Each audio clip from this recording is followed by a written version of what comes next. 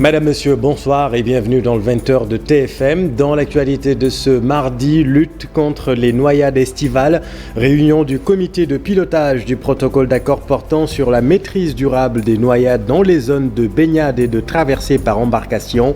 Au-delà de la répression, l'accent sera mis cette année sur la sensibilisation et la formation. Que sait-on du fugitif Pape Mamadou Seck? Il serait membre du groupe dénommé Force Spéciale. Quel était son rôle? Qui est cet homme? Plus de détails dans cette édition. L'actualité, c'est aussi la politique. Troisième jour de la campagne électorale des législatives. Du nord au sud, les forces politiques draguent les électeurs. Écho de campagne à suivre dans ce journal. Et puis en sport, une première pour les Lions du foot. Le Sénégal joue le premier quart de finale de son histoire contre la Zambie ce mercredi. Les Lions sont déterminés selon le sélectionneur.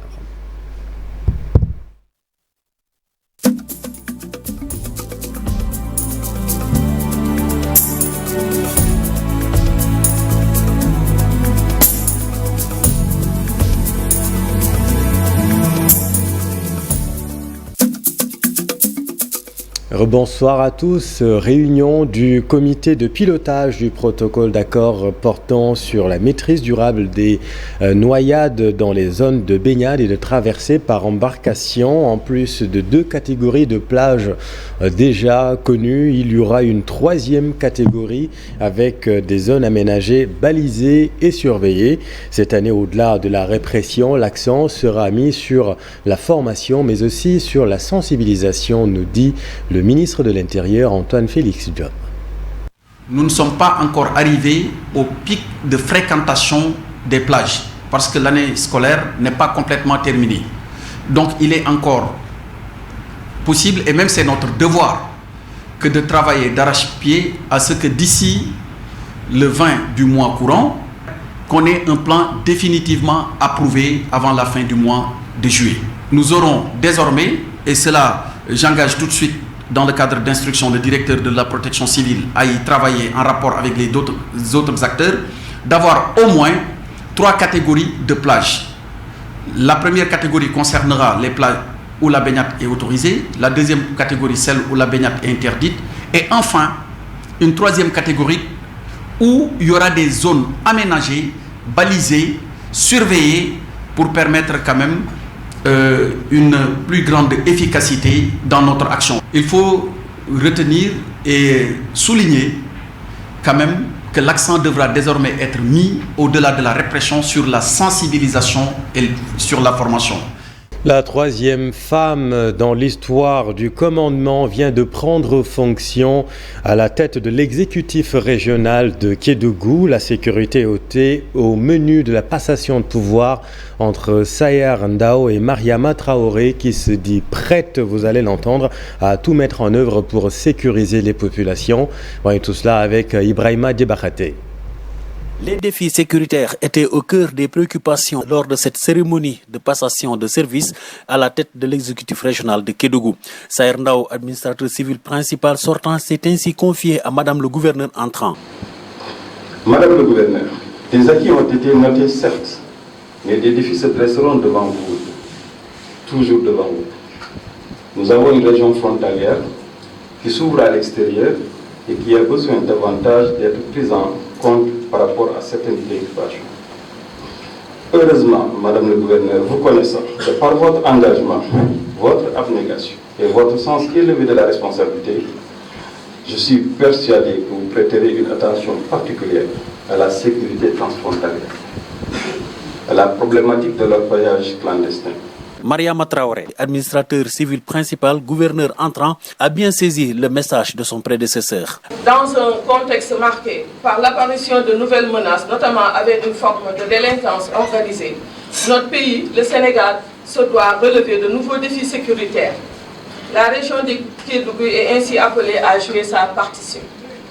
C'est pourquoi je demande à toute la population de Kédougou de s'inscrire dans une dynamique de rigueur et de vigilance, afin de faciliter aux forces de défense et de sécurité la lutte contre ces fléaux. Après 2 ans, 6 mois passés à la tête de l'exécutif régional de Kédougou, Saher Ndao, nommé gouverneur de la région de Kolda, passe ainsi le témoin à une spécialiste des collectivités, la 3e femme dans l'histoire du commandement territorial à occuper le poste de gouverneur. Merci Ibrahima. Nous vous l'annoncions hier, l'évasion du détenu Pape Mamadou Seck du pavillon spécial de l'hôpital Aristide Le Dantec. Le fugitif serait membre du groupe appelé Force Spéciale. Quel était son rôle et qui est cet homme? Marcel Farbamarone, élément de réponse. Mamadou Seck est un membre présumé du groupe dénommé Force Spéciale, arrêté le 17 juin 2022 en marge des manifestations interdites des coalitions Yewwi Askan Wi et Wallu Sénégal. Il est militant politique au sein de PASTEF, un des partis de la dite coalition, à Darou Mourti. Né en 1984 à Pikine, l'homme âgé de 38 ans réside à la cité Alioune Sow à Golfe Sud. Selon le communiqué de l'administration pénitentiaire en date du 11 juillet, Pape Mamadou Seck avait été transféré au pavillon spécial de l'hôpital Aristide Le Dantec, car souffrant d'une maladie chronique grave. Une insuffisance rénale chronique d'origine vasculaire au stade 5 et une hypertension maligne. Rappelons qu'il a été placé sous mandat de dépôt le 29 juin 2022 par le juge d'instruction du 2e cabinet. En compagnie d'une dizaine de personnes, il est poursuivi pour complot contre l'autorité de l'État, acte de nature à occasionner des troubles à l'ordre public grave, à compromettre la sécurité publique, association de malfaiteurs en association avec une entreprise terroriste, destruction de biens appartenant à l'État, détention et transport de produits et substances incendiaires en vue de la commission d'actes en rapport avec une entreprise terroriste. À la suite de sa supposée évasion, il est actuellement recherché par toutes les forces de l'ordre du pays. Tout autre chose à présent pour une modernisation effective du secteur de la pêche. Le ministère de la Pêche a recruté 110 stagiaires contractuels expérimentés dans le domaine des statistiques. Aujourd'hui, la pêche artisanale a connu des innovations majeures avec la mise en place du quai de pêche de dernière génération selon le ministre Alioune Ndoye. Le défi actuel est d'éradiquer l'exportation brute des produits halieutiques afin de mieux booster l'économie bleue dans les années à venir. Fatima Touré et Younous Diatta. Pour mieux booster l'économie bleue, ils sont au nombre de 110 jeunes recrutés comme contractuels stagiaires dans les métiers de la pêche et de l'aquaculture. Ce recrutement entre en droite ligne avec la politique de l'emploi des jeunes. Il y a eu une sélection qui a été ouverte pour choisir 110 de ces étudiants pour les intégrer comme contractuels stagiaires pendant 1 an renouvelable, en leur donnant une indemnité de stage de 120 000 francs qui est forfaitaire. La mention la plus faible à leur sortie d'école était la mention à bien. Donc ça montre déjà la qualité de ces éléments qui vont aider le département dans tout ce qui est recueil de statistiques, contrôle, etc. Vous savez, les statistiques sont importantes dans la prise de décision. Donc ils vont nous permettre de mieux outiller nos décisions. Le projet de la modernisation du secteur, déjà en marche, la pêche artisanale a connu des innovations majeures, déclare le ministre. La modernisation de la flotte artisanale progressivement, transformer nos pirogues en bois en des pirogues en fibre de verre. L'intérêt, ça agit non seulement sur la qualité de cette embarcation, la sécurité, il s'agit de pirogues insubmersibles, c'est important, mais également la conservation de leur capture. Sachez qu'aujourd'hui, en moyenne, entre 25 à 30% de pertes post-capture que nous avons dans la pêche artisanale classique. Imaginez aujourd'hui qu'un acteur puisse regagner dans ses captures 30%. En termes de valeur, vous voyez déjà que cet acteur-là va s'assurer, aller vers la marge bénéficiaire. Mais il reste des défis à relever.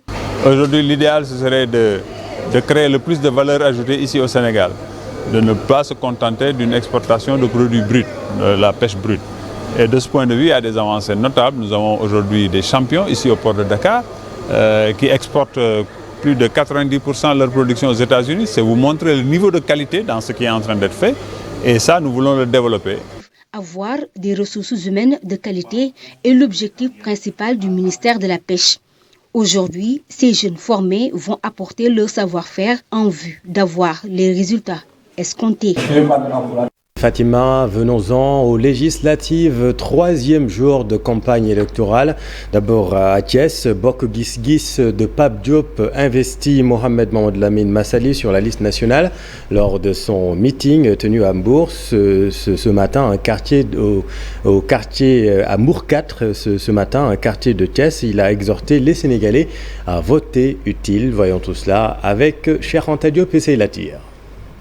Lamine Massaly, investi sur la liste de Bokk Gis Gis Liguey, a démarré sa campagne à Mbour 4, un quartier de Thiès. Il a tenu parole en apportant son aide à plus de 1000 familles démunies pour les besoins de l'alimentation en eau potable. Pour un coût de plus de 5 665 000, c'est vrai que l'événement survient au moment du début de la campagne électorale pour les élections législatives du 31 juillet 2022. Le porte-parole des jeunes de Mbour 4, Bassirou Sow, a été le premier à ouvrir les débats après avoir décerné un satisfecit au leader de la coalition Bokk Gis Gis de Thiès pour ce geste. En prenant en charge le branchement au réseau de Sen'Eau des différents foyers de notre zone, pour ce montant environ de 6 millions de francs CFA, vous contribuez totalement à porter la vie dans nos maisons, mais également la santé, l'hygiène et le bien-être. L'occasion aussi pour Mohamed Lamine Massaly de remettre sur le tapis le comportement de certains députés à l'Assemblée nationale. Il veut, dit-il, une assemblée de rupture. Chère population de Mbour 4, nous sommes dans un contexte de campagne électorale. Et le moment est venu de changer l'image de l'Assemblée nationale pour la mettre au service exclusif de la nation, avec des députés en permanence proches de leur mandat. Le temps pour changer le cours de l'histoire politique du Sénégal a donc sonné. En tout cas, la coalition Bokk Gis Gis Liguey, conduite par un leader exemplaire, un grand commis de l'État, en l'occurrence le président Pape Diop, ancien maire de Dakar, ancien président de l'Assemblée, mais aussi du Sénat, incarne la lecture. Sokhna Ndiaye de Bokk Gis Gis, 8e sur la liste nationale, Samba Thiaw, tête de liste départementale, ont été présentés. Écho de campagne dans le nord du Sénégal, le coordinateur de la coalition Benno Bokk Yakaar a lancé les activités par un point de presse. Farba Ngom promet à l'opposition une cuisante défaite le 31 juillet prochain à Liban-Delniang. Le 31 juillet, Ousmane Sonko comprendra finalement que les Sénégalais portent Macky Sall dans leur cœur. Ce sont les premiers mots de Farba Ngom lors de sa rencontre avec la presse locale. Il y a quelques jours, ta déclaration, il n'y aura pas de campagne, il n'y aura pas d'élection. Aujourd'hui, tu racontes des histoires, il ne sait même pas ce qu'il déclare. Ce qu'il parle lundi, mardi, il a oublié. Le député et maire des Agnam tient à préciser à l'endroit de ses camarades de Benno Bokk Yakaar les véritables enjeux de l'élection. Je suis d'accord. Il faut comprendre que quand on dit que Macky Sall n'a rien à voir dans ces élections, je ne suis pas d'accord. Il ne faut pas que la coalition Benno rentre dans un piège politique. On cherche une majorité pour le président de la République et pour la coalition. Avec ce qu'il a fait dans ce pays, s'il continue à avoir la majorité, là, il continuera à faire plus de ce qu'il a fait dans ce pays. Sur sa supposée fortune à coups de milliards et face à ses détracteurs, Farba Ngom dit ne pas répondre à la diversion. Investi sur la liste nationale de Benno Bokk Yakaar, le coordonnateur départemental de l'APR de Matam appelle les acteurs politiques pour une campagne électorale paisible. Tenir une bonne campagne et nous demandons à tout homme politique que ça c'est une élection. Elle termine le 31 juillet, Inch'Allah. Le lendemain, le 1er août, ça doit être un lundi pour aller au boulot. Donc, nous souhaitons une élection apaisée, puis que la coalition Benno Bokk Yakaar remporte la majorité absolue. En attendant l'arrivée d'Aminata Touré, annoncé jeudi prochain à Matam, Farba Ngom a rendu public le programme de campagne de sa coalition dans le département de Matam.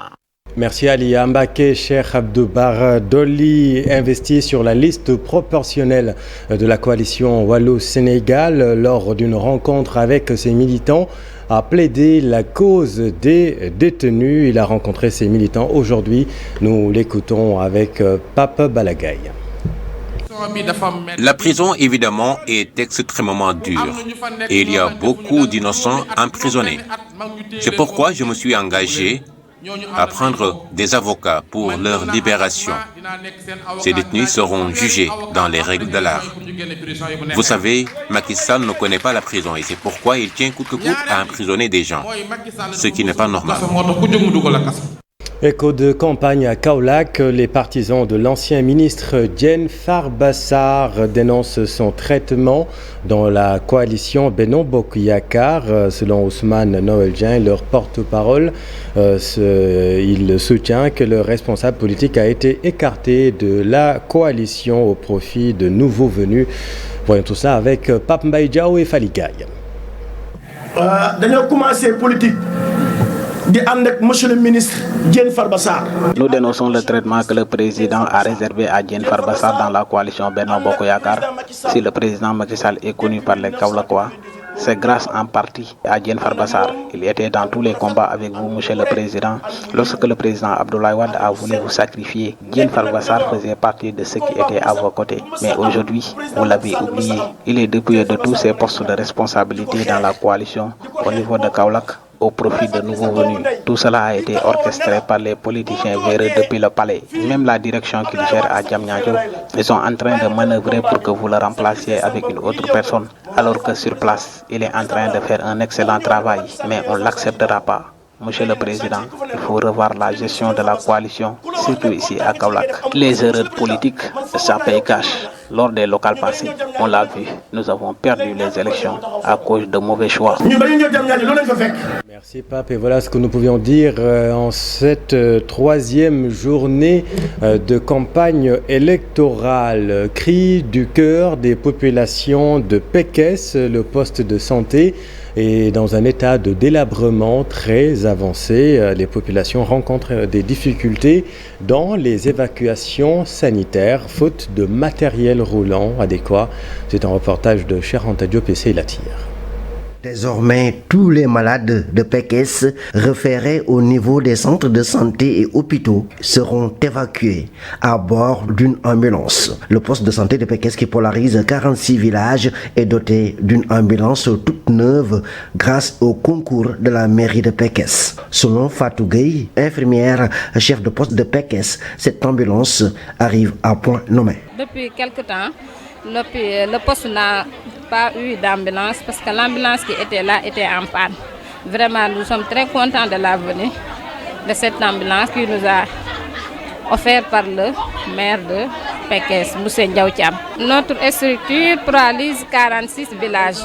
Et lorsqu'on évacue nos malades, nous l'évacuons avec des clans de vie. L'ambulance est très essentielle dans cette hôpital. Aujourd'hui, le poste de santé de Pékesse se trouve dans un état de délabrement très avancé. Le président du comité de développement sanitaire du poste de santé de Pékesse en appelle aux partenaires et bonne volonté pour que le poste de santé de Pékesse soit réhabilité. Logement de l'infirmier dégradé. Il n'y a pas une salle d'observation. J'en ai souffert de ça. J'étais malade et on m'a hospitalisé dans le couloir. Et ça m'a tellement choqué. C'est un combat que je dois mener. Et je compte le mener avec toute la population de Pékesse et toutes les bonnes volontés, y compris le maire. Avec cette ambulance, c'est un nouveau jour qui se lève, mais le poste de santé de Pékesse est sous perfusion. Situation similaire à Tambacounda, Cheranta, l'état de délabrement du bâtiment que vous voyez, bâtiment abritant la maternité du poste de santé de Gourel Djadji à Tamba inquiète, et même dans l'embarras, les populations. L'infirmier chef de poste interpelle les autorités pour la réhabilitation du bâtiment. On est tout cela avec Moussa Omar Gueye et Amadou Djedjo. Polarisant plusieurs quartiers périphériques de la commune de Tambacounda, le poste de santé de Gourel Djadji dispose à ce jour d'une maternité complètement délabrée. Et puis encore, plusieurs accouchements à domicile sont enregistrés ce dernier trimestre. D'où l'urgence pour l'infirmière chef de poste Diaraba de solliciter des travaux de réhabilitation ou d'une reconstruction totale du bâtiment. Malgré ces préoccupations, l'antenne régionale des diabétiques de Tambacounda a choisi le poste de santé de Gourel Djadji pour une journée de dépistage du diabète et de sensibilisation contre les pathologies chroniques non transmissibles. Une population qui peut-être n'a jamais connu de dépistage ou peut-être même de sensibilisation. Donc ils en ont besoin et c'est pour ces raisons-là qu'encore une fois, je suis déplacé pour venir faire cette sensibilisation et ce dépistage. Ces dernières années, on constate à peu près une dizaine d'amputations, soit dans Tambacounda, soit des gens qu'on a évacués à Dakar qui ont été amputés, n'est-ce pas? Les décès, pour le mois seulement qu'on vient de quitter, 3 décès des membres de l'antenne régionale des diabétiques. 3. Nous avons besoin à Tambacounda d'un centre de prise en charge des diabétiques, peut-être même des maladies chroniques, des maladies des pathologies associées. Si on l'a, ça nous arrangera, beaucoup ça arrangera toute la population. Parce que Tambacounda, c'est une zone très fréquentée. Derrière nous, il y a Kidira, il y a Bakel, il y a Kédougou. Derrière nous, il y a une partie de la Casamance, Médina Gounass, Belengara. En bref, l'ASC et Gourel Djadji ont pleinement joué leur partition pour la réussite des activités et sollicitent une amélioration des conditions au poste de santé de Gourel Djadji. Merci Moussa Omar. Fenêtre sur le monde, l'actualité internationale, arrestation de 49 militaires ivoiriens à l'aéroport international du Mali, un conseil national de sécurité tenu par les autorités ivoiriennes pour tirer cette affaire au clair. Les autorités de transition du Mali, vous le savez, considèrent ces militaires comme des mercenaires. Et puis autre point de l'actualité internationale, la Covid est loin d'être terminée selon l'OMS. 2 points avec Aminata Maresso. Les communiqués se succèdent mais ne se ressemblent pas. Entre autorités ivoiriennes et maliennes, l'on ne parle pas le même langage sur l'arrestation de 49 militaires ivoiriens supposés être des mercenaires par les autorités de transition maliennes. Au cours d'un conseil national de sécurité tenu en urgence, les autorités ivoiriennes ont demandé la libération sans délai des 49 militaires qui, selon eux, ont été arrêtés injustement. Pour la Côte d'Ivoire, ces militaires n'étaient ni en possession d'armes, encore moins de munitions de guerre. Ces soldats, disent-ils, se trouvaient au Mali dans le cadre des opérations des éléments nationaux de soutien, une force chargée d'appuyer le contingent allemand de la MINUSMA. Une version des faits que les autorités de transition du Mali ont du mal à cautionner. Pour le porte-parole du gouvernement de transition, ces soldats sont certes employés des Nations Unies, mais ils étaient en mission au Mali pour déstabiliser le pays. C'est ce dimanche 10 juillet que les 49 soldats ivoiriens ont été arrêtés à leur descente d'avion à l'aéroport international de Bamako. Une tension entre 2 pays frontaliers, 2 pays également confrontés à des crises. Merci Aminata. Et puis un mot de sport, CAN féminine 2022. Le Sénégal joue le premier quart de finale de son histoire contre la Zambie ce mercredi à 17h, temps universel. Pour le sélectionneur Mame Moussa Cissé, les Lions sont déterminés à se qualifier en demi-finale. Le voici avec Youssouf Bodian de la RFM.